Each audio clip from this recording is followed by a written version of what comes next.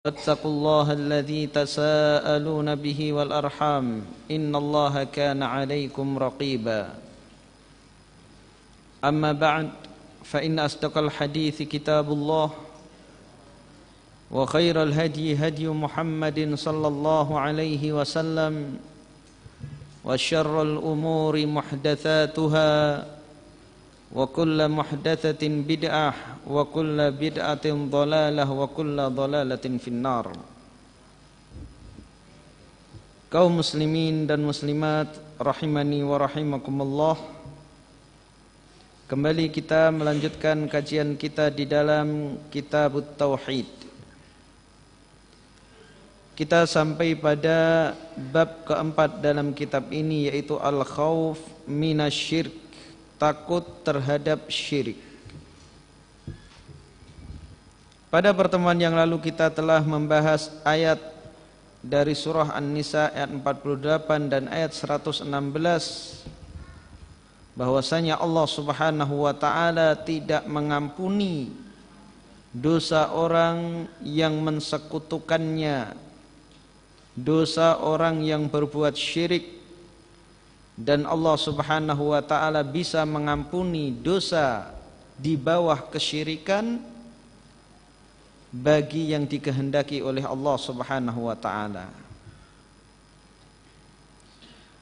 Kemudian dalil yang kedua di dalam surah Ibrahim ayat 35,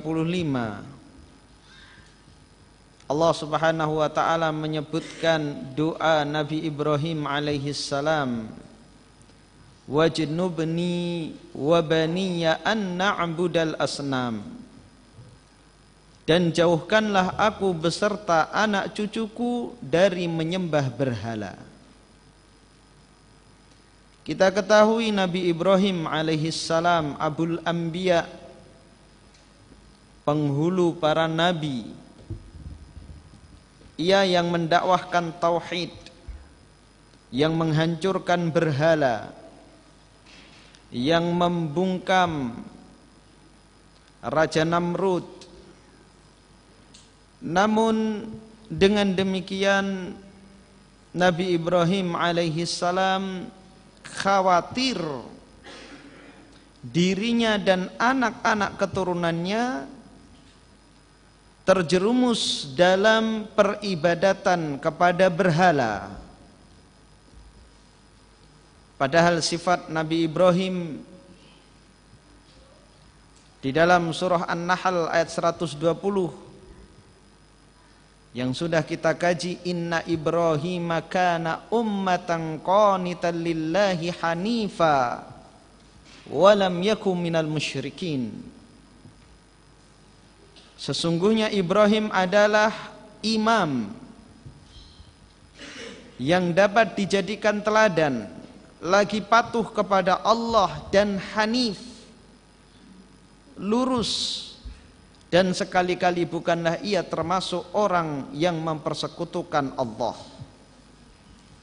Nabi Ibrahim tidak hanya mentauhidkan Allah, tapi dia imam di dalam tauhid, teladan di dalam tauhid, teladan di dalam ubudiyah. Namun dengan demikian beliau sangat takut, sangat khawatir terjerumus dalam kesyirikan.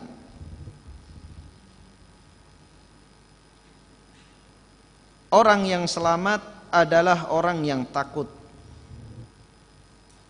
dan orang yang celaka adalah orang yang terlena. Maka di dunia ini lebih baik kita berkawan dengan orang-orang yang menakut-nakuti kita sampai mengantarkan kita pada keamanan, daripada kita berkawan dengan orang yang memperdaya kita sehingga kita sampai dalam keadaan celaka. Maka carilah orang-orang yang senantiasa memperingatkan kita, dan hindarilah kawan-kawan yang senantiasa memuji kita. Semakin sempurna keimanan seseorang, maka dia sangat takut, semakin takut untuk terjatuh pada pembatal-pembatal keimanan. Semakin sempurna keimanan seseorang, maka dia semakin takut terjatuh pada pembatal-pembatal keimanan. Seperti yang dilakukan oleh Nabi Ibrahim alaihissalam, berdoa kepada Allah Subhanahu wa taala agar dijauhkan dirinya dan anak keturunannya dari peribadatan kepada berhala. Kemudian di dalam hadis yang diriwayatkan oleh Imam Ahmad, At-Tabrani, Ibnu Abi Dunya, Al-Baihaqi dan yang lainnya, Rasulullah sallallahu alaihi wasallam bersabda, "Akhwafu ma akhafu alaikumus syirkul asghar." Fasu'ila anhu faqal ar-riya. Sesungguhnya yang paling aku khawatirkan menimpa kalian adalah perbuatan syirik kecil. Ketika ditanya tentang maksud dari syirik kecil tersebut, Rasulullah sallallahu alaihi wasallam mengatakan riya. Riya adalah salah satu dari syirik kecil. Riya adalah salah satu dari syirik kecil. Terkadang seseorang dibolehkan mendefinisikan sesuatu dengan langsung menyebut contoh. Seseorang boleh menyebutkan sesuatu dengan contoh, mendefinisikan sesuatu dengan menyebutkan contoh. Seperti ada orang yang bertanya, masjid itu apa? Maka langsung dicontohkan, itu Syarifah Sholihah, itu masjid. Maka langsung tergambar. Meskipun Syarifah Sholihah bukan satu-satunya masjid. Tampan itu bagaimana? Disebutkan misalnya Zaid, padahal Zaid bukan satu-satunya orang yang tampan, tapi dia tampan. Terkadang kita lebih praktis langsung menyebutkan contoh ketika mendefinisikan sesuatu agar tidak bertele-tele. Terkadang jika diungkapkan dalam bentuk kalimat, terkadang orang malah kurang paham. Maka langsung dicontohkan. Apa itu panas? Api. Apa itu dingin? Es. Meskipun yang panas bukan hanya api dan yang dingin bukan hanya es. Tapi begitu kita contohkan, orang yang mendengar akan mendefinisikan dengan bahasa batinnya, meskipun tidak bisa mengungkapkan dengan kata-kata. Yang paling dikhawatirkan oleh Rasulullah sallallahu alaihi wasallam menimpa umatnya adalah riya. Kenapa Rasulullah sallallahu alaihi wasallam sangat mengkhawatirkan riya menimpa umatnya? Karena dengan riya orang yang beramal menjadi rugi besar. Kalau orang tidak beramal, maka dia tidak ada yang dikorbankan. Orang yang beramal sudah ada yang dikorbankan, baik korban tenaga, korban waktu, korban harta. Terjangkiti penyakit riya, maka amalannya tidak diterima di sisi Allah Subhanahu wa taala.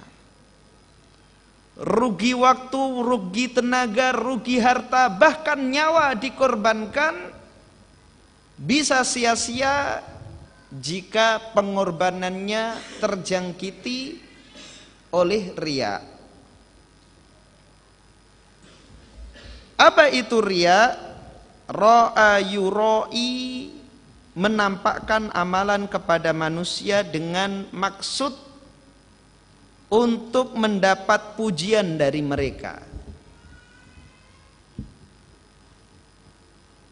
Yang semisal adalah sum'ah, ingin didengar. Kalau dikatakan riya, maka sum'ah juga masuk ke dalam riya. Membaguskan bacaan Al-Quran agar dipuji, bersedekah agar dipuji, dan seterusnya. Riya, kata Ibnu Abbas, seperti semut hitam berjalan di atas batu hitam di tengah gelap malam gulita.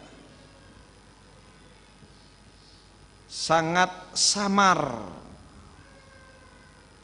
Semut kecil. Kalau ada semut berjalan di karpet ini, ada satu semut berjalan di karpet masjid ini, kita nyaris tidak bisa melihat kecuali dengan mendekatkan pandangan kita ke semut tadi. Ini semut berjalan di batu hitam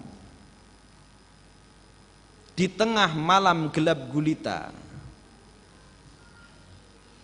Tentunya lebih tidak terlihat lagi.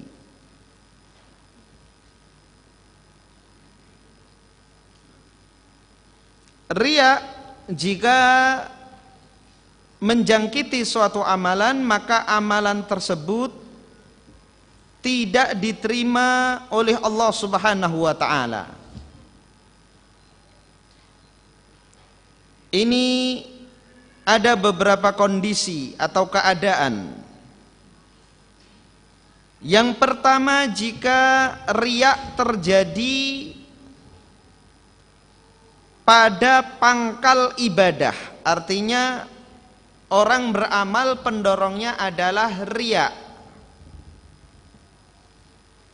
Mau bersedekah agar dipuji manusia, sengaja memanggil wartawan untuk memberitakannya, maka jelas amalan ini tidak diterima oleh Allah.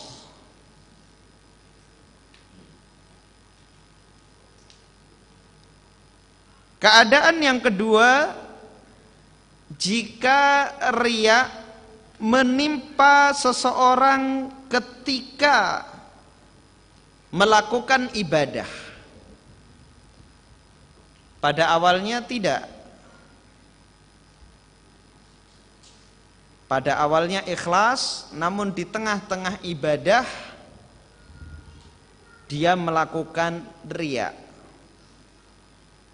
Salat takbiratul ihram, Allahu Akbar.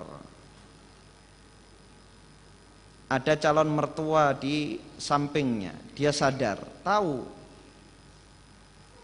yang tadinya ingin membaca surah Al-Ikhlas atau An-Nas diganti dengan surah Ali Imran.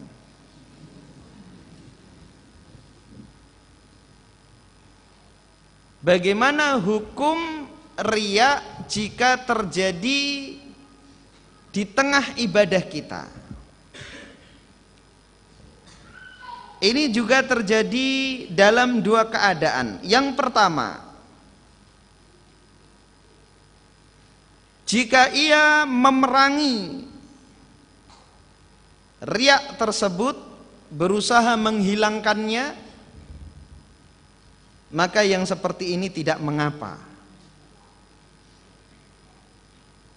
Amalannya diterima di sisi Allah Subhanahu wa taala dan mendapatkan pahala. karena hawa nafsu kita dan syaitan senantiasa berusaha merusak amal ibadah kita. Maka ketika kita perangi, maka tidak mengapa. Ketika dibisiki syaitan, hawa nafsu kita mengajak untuk melakukan riya, maka kita berusaha untuk menghilangkannya. Keadaan yang kedua, memeliharanya, membiarkan dan menikmatinya.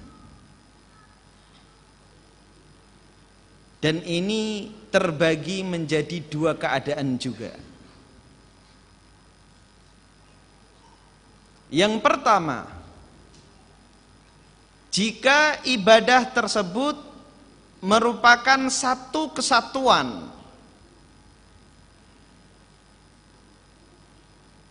dan dia tetap menjaga riak tersebut, membiarkan riak tersebut terjadi pada ibadah dia,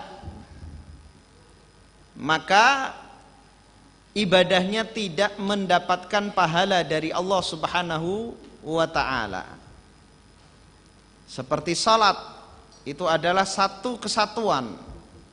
Maka jika terjadi riak kemudian dia membiarkan, maka amalannya sia-sia. Namun jika ibadah tersebut bukan merupakan satu bagian, bukan satu kesatuan, ibadah yang terpisah, misalnya sedekah, diumumkan Ma'ad Bakah membuka donasi untuk pembangunan gedung SMP Putra atau pembebasan lahan. Dia mewakafkan 5 juta rupiah. Orang-orang pun terdecak kagum. Dia ikhlas melakukannya. Orang-orang kagum, dia pun menuai pujian. Dipuji di mana-mana.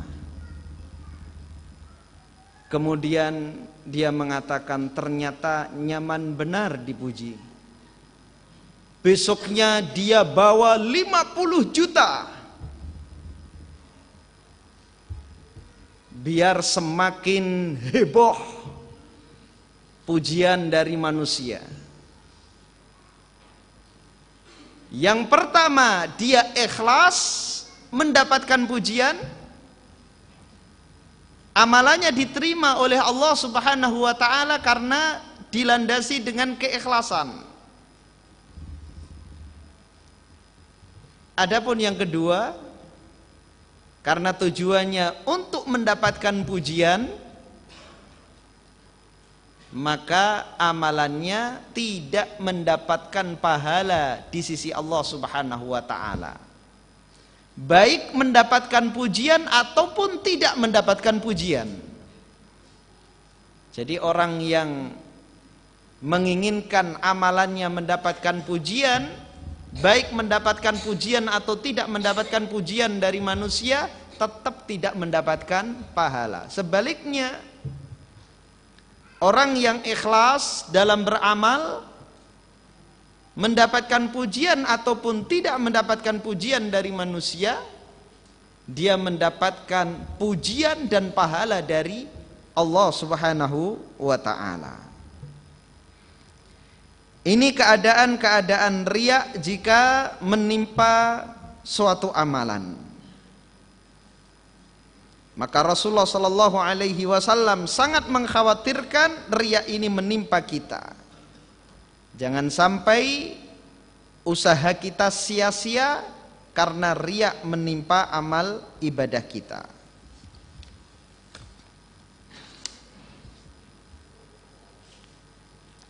Dalil berikutnya,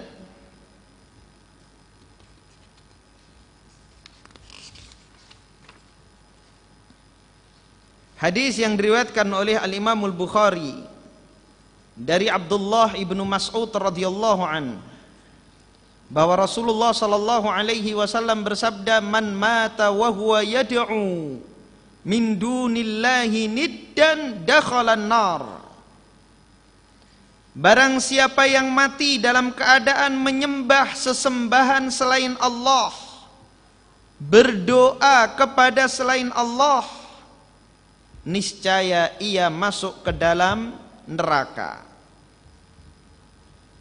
Doa ada dua, doa masalah dan doa ibadah.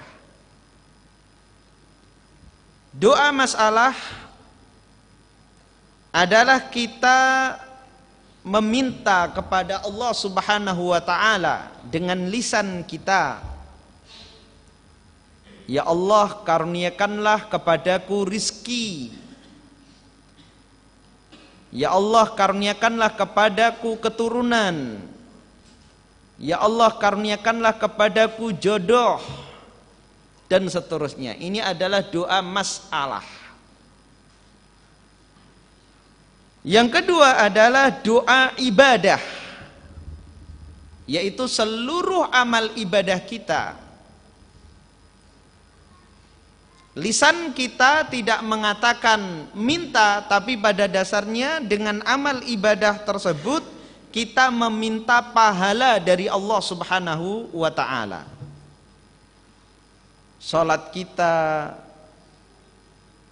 zikir kita, bacaan Al-Quran kita, puasa kita, sedekah kita, bacaan Al-Quran, membaca salawat, menunaikan haji atau umrah.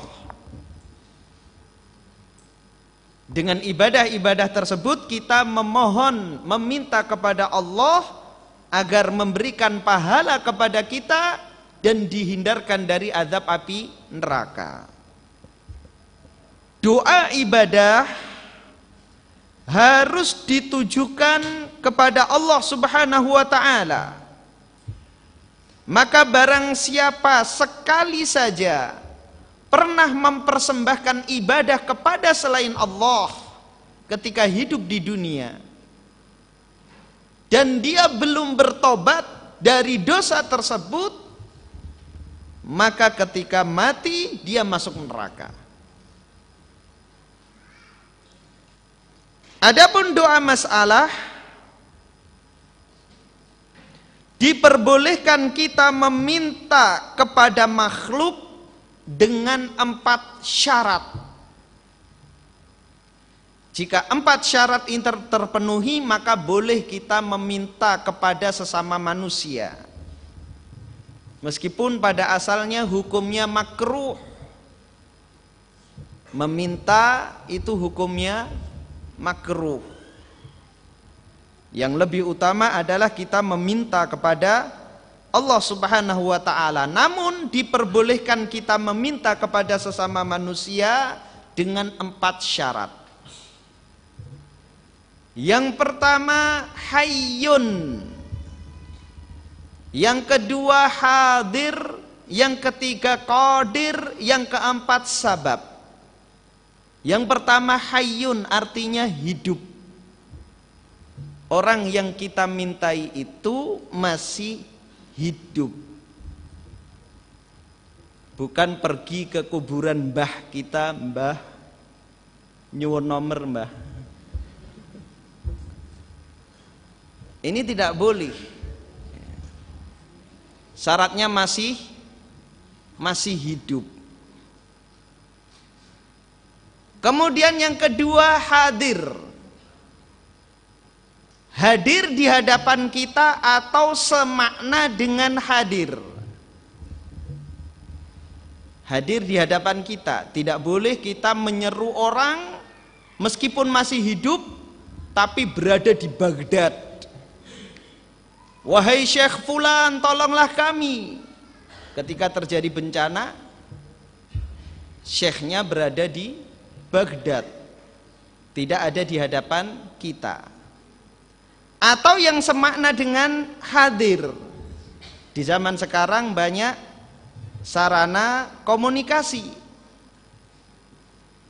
Ketika terjadi pencurian, kita telepon polisi. Polisi tidak hadir di hadapan kita, tapi semakna hadir karena kita bisa berkomunikasi dengan telepon. Maka yang seperti ini diperbolehkan. Yang ketiga adalah qadir. Mampu, artinya yang kita minta tersebut pada batas kemampuan manusia.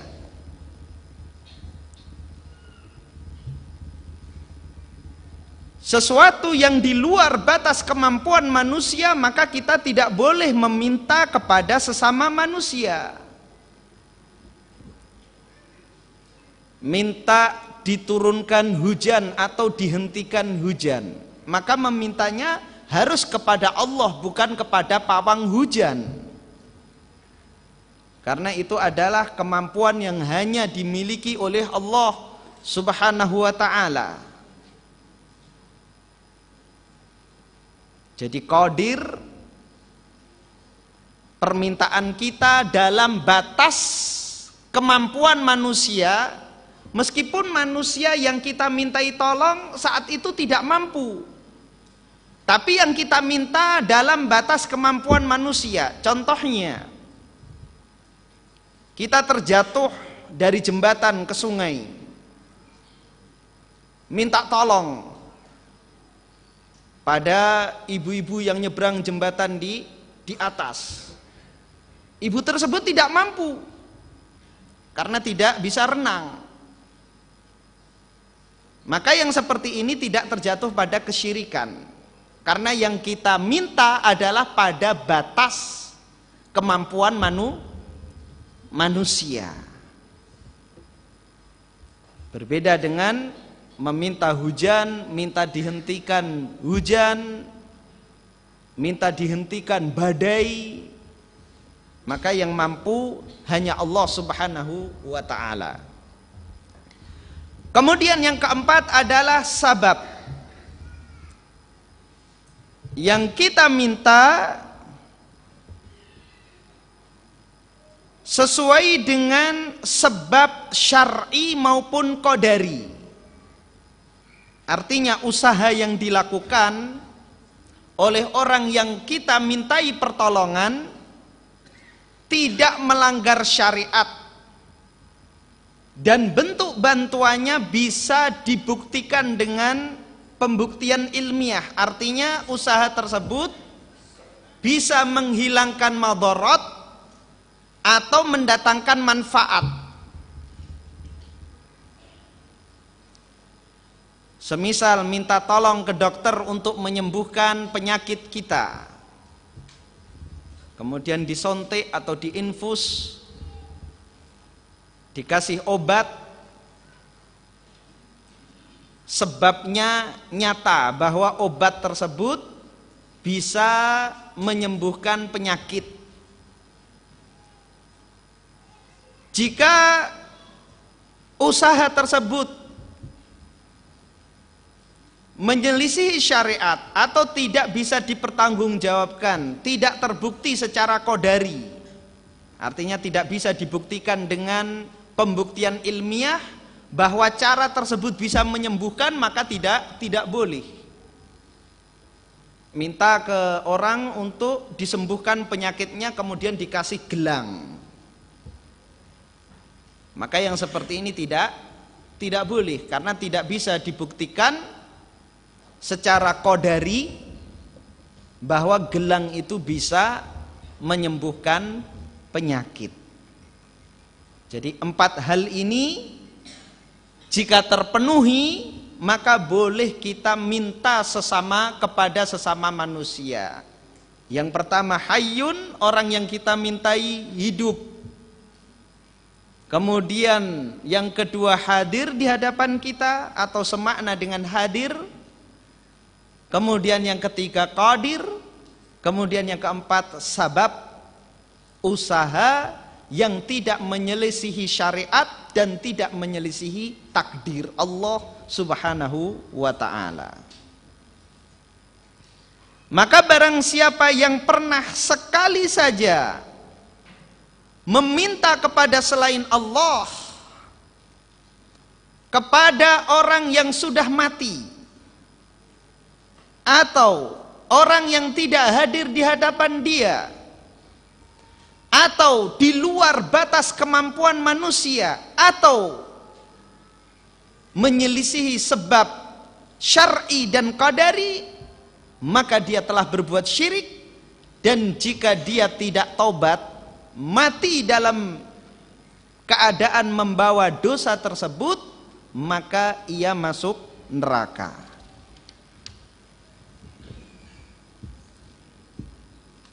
Hadis yang terakhir dalam bab ini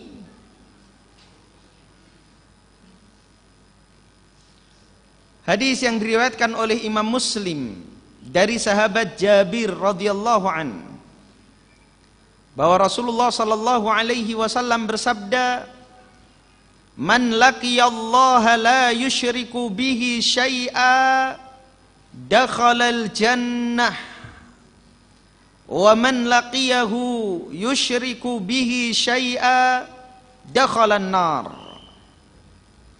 Masih semakna dengan hadis yang tadi. Rasulullah sallallahu alaihi wasallam bersabda, barang siapa berjumpa dengan Allah dalam keadaan tidak berbuat syirik kepadanya sedikit pun, maka pasti ia masuk surga. Tetapi barang siapa menemuinya berjumpa dengan Allah mati dalam keadaan berbuat syirik, meskipun sedikit syai'a, meskipun sedikit dia berbuat syirik, pasti masuk neraka. Hadis ini adalah targhib dan tarhib, motivasi dan ancaman. Hadis ini memotivasi kita agar kita mentauhidkan Allah Subhanahu wa ta'ala. Karena jaminan orang yang mentauhidkan Allah Subhanahu wa ta'ala, jika mati maka dia akan masuk surga.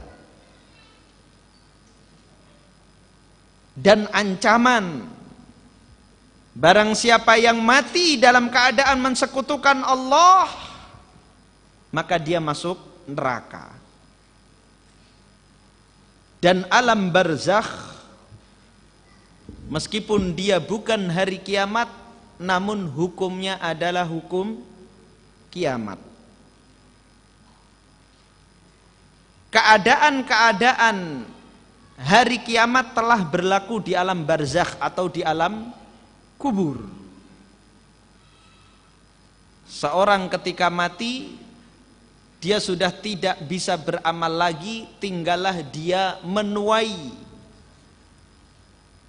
menerima hasil dari seluruh amal perbuatannya ketika dia hidup di dunia. Al-qabr, kata Rasulullah sallallahu alaihi wasallam, imma raudhatun min riyadil jannah au hufratun min hufarin nar. Alam kubur itu bisa jadi salah satu taman dari taman surga atau salah satu kolong dari kolong-kolong neraka. Utsman bin Affan, jika disebutkan di sisinya alam kubur, ia menangis. Dan ketika disebutkan surga dan neraka, justru tidak menangis. Maka ia pun ditanya, wahai Amirul Mukminin, jika disebutkan surga dan neraka engkau tidak menangis, dan jika disebutkan alam kubur engkau menangis. Maka Utsman menjawab, sungguh aku mendengar Rasulullah sallallahu alaihi wasallam bersabda, sesungguhnya alam kubur bisa jadi salah satu taman dari taman-taman surga atau salah satu kolong dari kolong-kolong neraka. Maka barang siapa yang selamat di alam ini maka yang setelahnya akan lebih indah, setelahnya akan lebih nikmat. Dan barang siapa tidak selamat di alam ini, maka setelahnya akan lebih pedih. Seorang yang selamat di alam barzakh mendapatkan nikmat kubur, maka keadaan di hari kiamat jauh lebih indah dari apa yang dia rasakan di alam barzakh. Namun sebaliknya, barang siapa yang mendapatkan siksa kubur, maka siksa di hari kiamat jauh lebih pedih. Dan nikmat serta azab kubur hak. Dalil-dalilnya banyak di dalam ayat-ayat Al-Quran dan hadis-hadis Nabi Sallallahu Alaihi Wasallam. Hadisnya mencapai derajat mutawatir. Hadis-hadis tentang azab kubur. Seluruh ulama ahlul hadis meriwayatkan hadis-hadis tentang nikmat dan azab kubur. Dan seluruh ulama ahlus sunnah wal jamaah, baik dari kalangan salafus saleh atau ulama-ulama berikutnya, seluruhnya menetapkan tentang adanya nikmat dan azab kubur. Maka yang mengingkarinya tiada lain adalah ahlul bid'ah. Mereka adalah orang-orang Mu'tazilah yang tidak mengimani, yang tidak mempercayai azab atau nikmat kubur. Dengan demikian, hadis yang terakhir ini penutup atau hadis yang terakhir di dalam bab ini.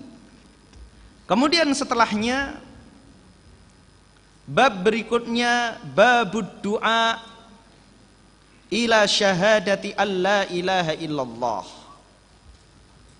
Bab dakwah kepada syahadat alla ilaha illallah. Setelah kita mengetahui tentang keutamaan tauhid dan mengetahui bahaya dosa kesyirikan, tentunya kita tidak ingin masuk surga sendirian. Kita ingin orang-orang yang kita cintai, keluarga kita,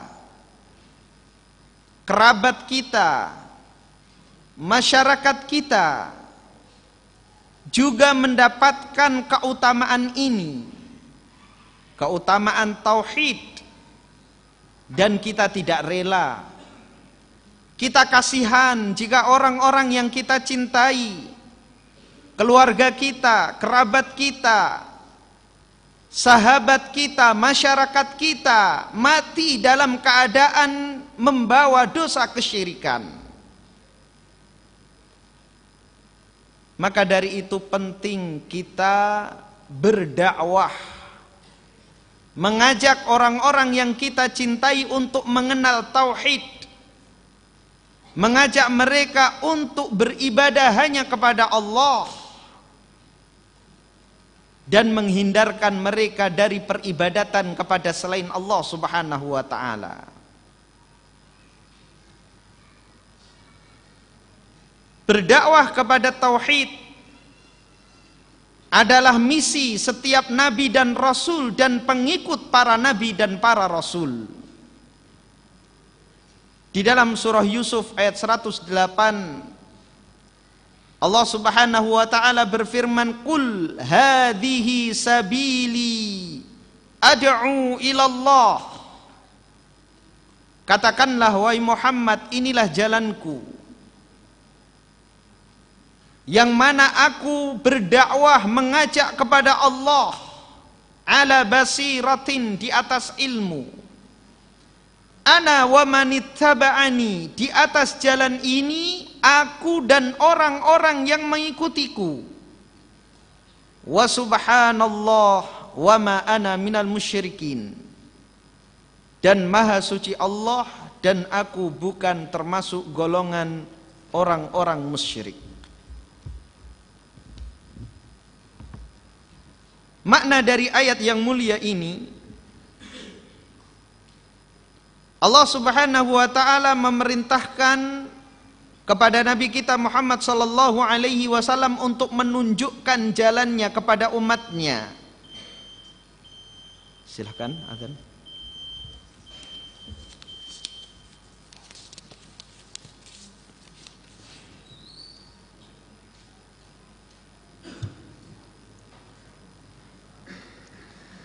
Allahu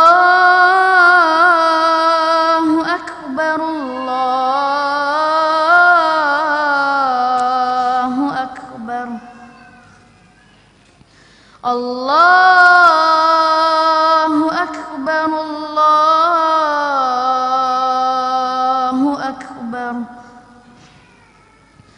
Asyhadu an la ilaha illallah, asyhadu an la ilaha illallah,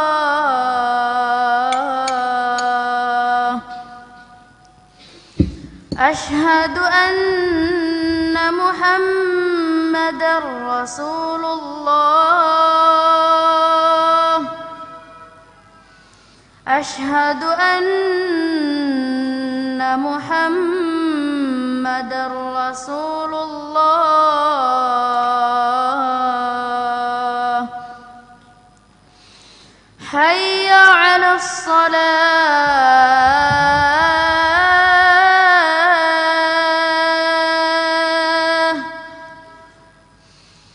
hayya 'alas salah,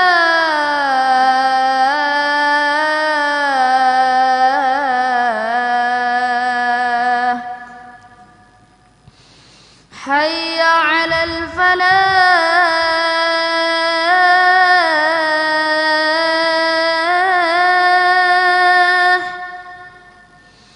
hayya 'alal falah.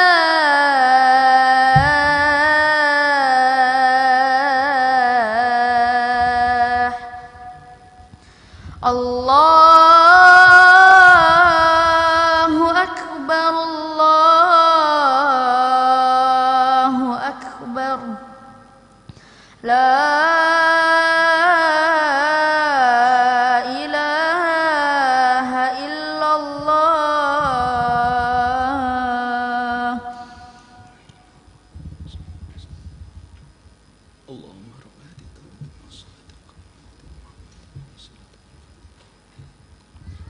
Kita lanjutkan.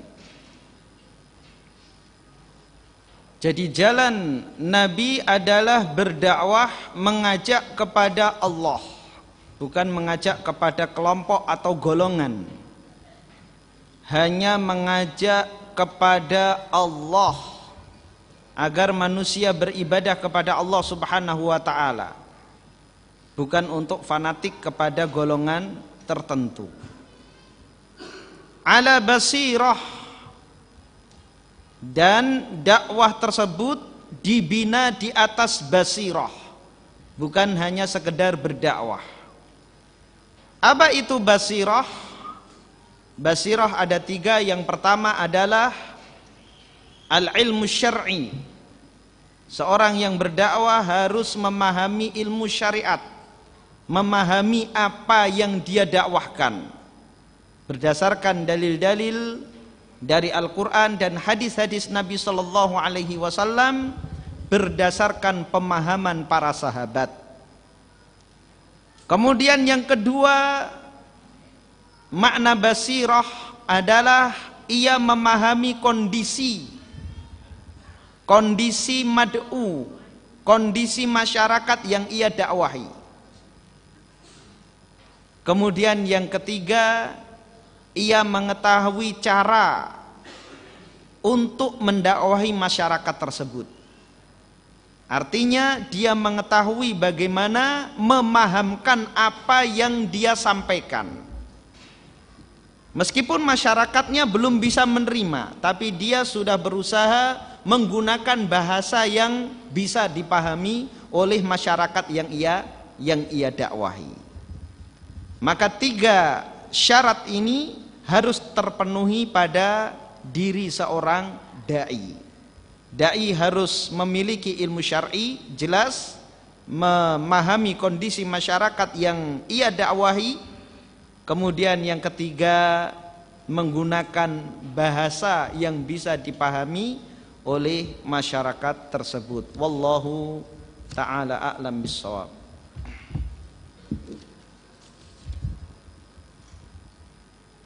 Afan Ustadz, ana mau nanya, apabila kita niat untuk ujub atau caper, itu termasuk riya atau bukan Ustadz? Syukron. Iya, jelas. Caper dengan amal ibadah itu adalah riya. Cari perhatian orang lain dengan amal ibadah itu termasuk riya. Ustadz, jika ia sakit dan ia minta obat tetapi diberi gelang, kan syirik Ustadz. Akan tetapi jika gelang kesehatan bagaimana hukumnya? Apa itu gelang kesehatan? Kalau gelang sebagai tanda di rumah sakit tidak mengapa ya, ada namanya dikasih gelang. Nah, itu tidak mengapa.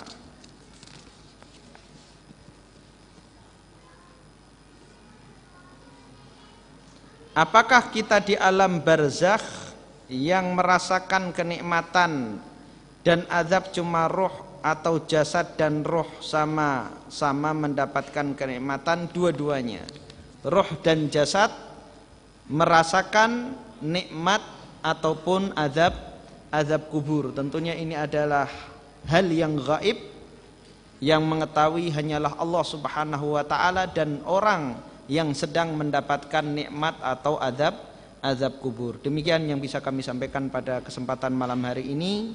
Mudah-mudahan Allah Subhanahu wa ta'ala menjadikan kita hamba-hamba yang mentauhidkan Allah Subhanahu wa ta'ala sampai akhir hayat kita. Subhanakallahumma hamdika asyhadu an la ilaha illa anta astaghfiruka wa atubu ilaik. Assalamualaikum warahmatullahi wabarakatuh.